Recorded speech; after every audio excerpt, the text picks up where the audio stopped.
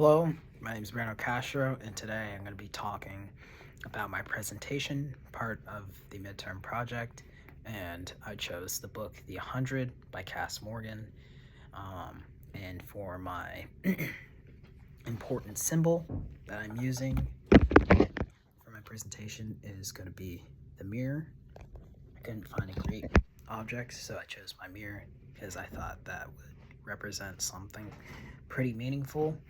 And to start off with a mirror, a lot of people think it's just your appearance. Maybe you got something stuck in your teeth, or you're checking your face or doing skincare. It's your general appearance, but I see a mirror and it represents something much deeper. It's about the moment you stop to look at yourself and realize the person that you're becoming, especially when you're in a tough situation. So in the story, the 100 teenagers get kicked from the colony, which is the ship that they are on, and they get sent out into the new Earth, which is a dangerous radiation-filled Earth. They were also called criminals, or labeled as criminals, from the colony because of either like stealing medicine, or being a second child, or being born into the colony because their parents were criminals from those kinds of things.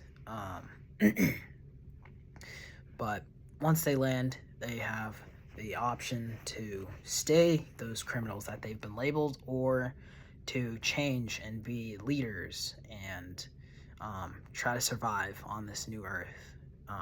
And that kind of connects to the mirror, which I'll go deeper into. So when I look into a mirror, I see myself as a senior who's about to graduate high school. For 4 years, my reflection has been determined on teachers, parents, grades, rules, and just the general aspects of high school, which you need to follow, and the criteria that you need to follow.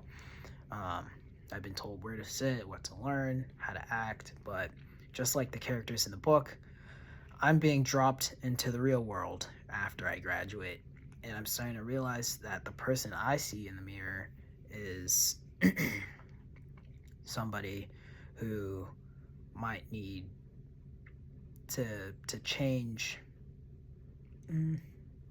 who might need to change their ways to survive for tomorrow. I think back on my freshman year on how my reflection of myself was completely different, and I was worried about like where to find my locker and getting around the school, but now I'm not worried about who I'm gonna be and when nobody's watching or hovering over me.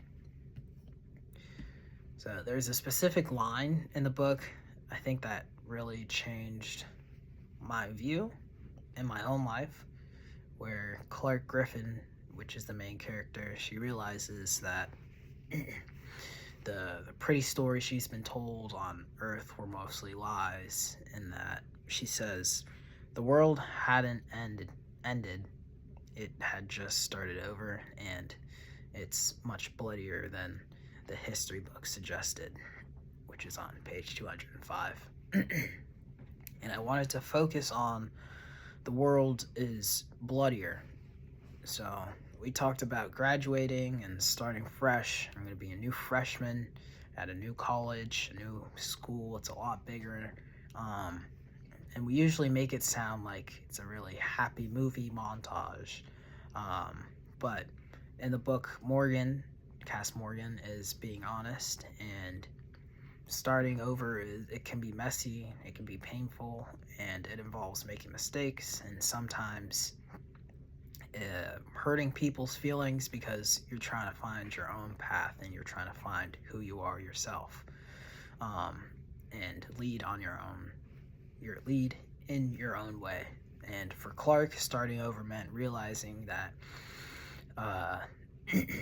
the people she thought were good, or the people she thought were kind, were actually capable of doing terrible things to survive. And before I read the book, I thought people were either good or bad, or I thought that you followed rules and you were a hero, and if you broke them, then you were a villain. But characters, um, like Bellamy in the book, um, showed Clark that life is actually that life has big gray areas. Bellamy does some pretty bad things in the past. He even sneaks onto the ship and shoots Chandler to protect his sister, which was a character who created the colony and wanted all the kids or so-called criminals on the ship. But he does it because he's terrified of losing the only person that he has and the only person that he loves. And when he looks in the mirror, he doesn't see a criminal. He doesn't see this evil villain. He sees a protector, and he's trying to protect his sister. And Clark has to make the choice about who gets medical help and medical treatment when they land for the when they drop from Earth, and trying to be like the leader that she wants to be. And when she looks into the mirror, she doesn't see a perfect hero or perfect savior. She sees just a survivor. And this helped me realize that as I go on into the real world, I'm gonna make mistakes, and that doesn't make me a bad person. It just means I'm learning how to survive with the choices that I've made. I also want to talk about Wells' Ja, because his reflection is really interesting, and he is a son of Chandler, the leader of the colony, and everybody hates him because they hate his father's rules and everything that he's implemented into the colony. And when Wells looks into the mirror, he decides if he's just a mini version of his dad. And I just see that hits him really hard. And in my sense, kind of connecting to how I see a mirror. It hits home for me as a senior, especially because sometimes I look in the mirror and I just kind of see my parents' expectations and what they want of me, and I see the version of myself that they want me to be. And Wells shows us that even if people are judged from where you came from or the things you do, you always can choose to be someone who's different. And he chooses to be kind even when others aren't to him, and his main goal is just to go out of his way and not become who his father was. And it made me realize that my reflection isn't just what I was born into, but it was also like what I choose to do next with my life. And thinking more about the book, it also talks about the internal enemy in the story, and the characters are scared of the grounders, which are the people already living down on Earth, but the real enemy is usually their own fear and their own way that they're raised or that they have been judged and how they judge each other. And as a senior, I feel like everybody but me specifically deals with the internal enemy too, which is mainly yourself. And you may see doubt, and I know sometimes I see doubt and get the bad voices in your head telling you that you're not ready for college or you're not ready for the job. And the 100 has taught me that when going through things that are scary,